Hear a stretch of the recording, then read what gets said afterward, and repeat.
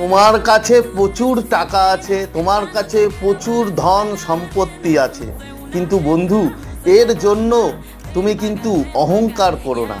তার কারণ এই যে আজকে তোমার কাছে প্রচুর টাকা ধন সম্পত্তি আছে, এটা কিন্তু কখনো পার্মানেন্ট নয়। আজ আছে, কাল হয়তো নাও থাকতে পারে। ঠিক সেমভাবে যদি তোমার মনে অনেক কষ্ট অনেক দুঃখ যদি জমে থাকে, তাহলে বন্ধু তার জন্য ঘরে বসে থেকে কেঁদো না। তার জন্য তুমি কাজ করো, কন্টিনিউ কাজ করো। তার কারণ কে জানে কাল হয়তো তোমার এই যে সিচুয়েশন এটা হয়তো থাকবে না। কাল তুমি আরো অনেক বড় বড় মানুষ হয়ে যেতে পারো। তার কারণ এটাও কিন্তু বন্ধু পার্মানেন্ট নয়। আজকে যে তুমি কষ্টে যে তুমি দুঃখে আছো, কালকে যে সে তুমি দুঃখে থাকবে এটা এমনটা নয়। কাল তুমি অনেক অনেক ভালো থাকতে পারো। তাই কাজ করো।